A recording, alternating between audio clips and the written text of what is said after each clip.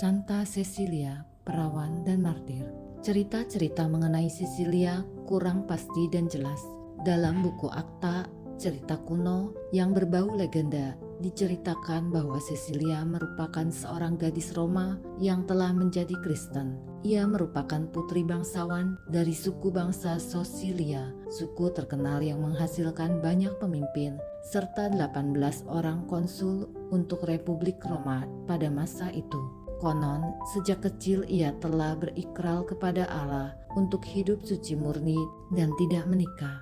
Namun ketika dewasa, orang tuanya mempertunangkan dia dengan Valerianus, seorang pemuda yang berhati mulia dan jujur tetapi masih kafir. Sebagai anak yang sudah menjelang dewasa, ia cukup bijaksana menghadapi ulah orang tuanya. Ia tidak menolak kehendak orang tuanya, kendati pun dalam hatinya ia terus berupaya mencari jalan bagaimana cara ia tetap mempertahankan ikrar kemurniannya. Ia yakin bahwa Tuhan yang Maha Kuasa akan membantu dia dalam mempertahankan niatnya yang baik itu.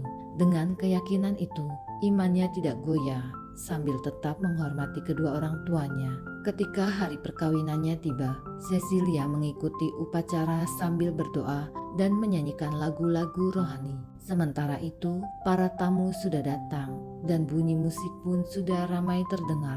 Seusai pesta perkawinan, ia bersama Valerianus memasuki kamar mereka sebagai suami istri.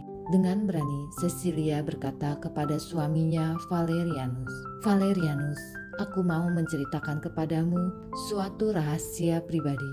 Aku mohon engkau mendengarkannya dengan sepenuh hati dan tetap menerima aku sebagai istrimu. Engkau harus tahu bahwa aku mempunyai seorang malaikat yang selalu menjaga aku.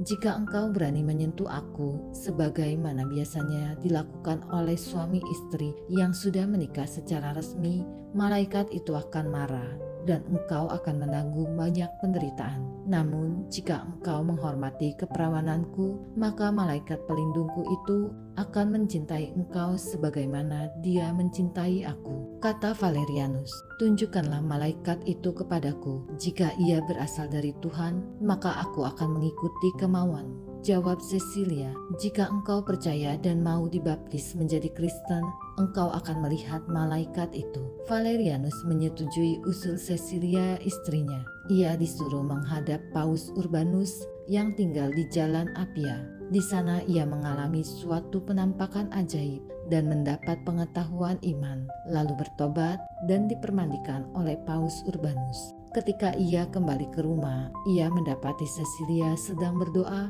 didampingi seorang malaikat yang membawa 2 mahkota bunga untuk Cecilia dan Valerianus. Valerianus sangat terharu menyaksikan peristiwa itu. Dengan itu, apa yang dikehendakinya terpenuhi. Ia melihat sendiri malaikat pelindung Cecilia, istrinya.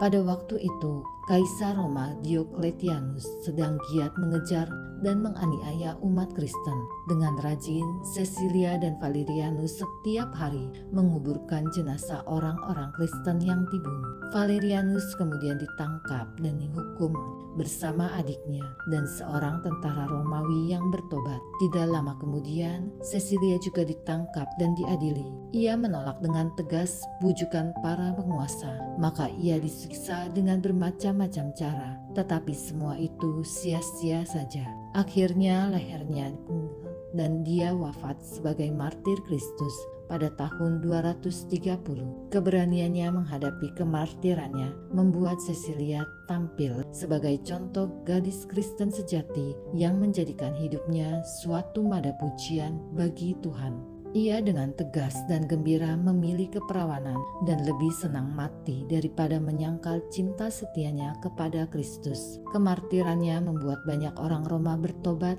dan mengimani Kristus.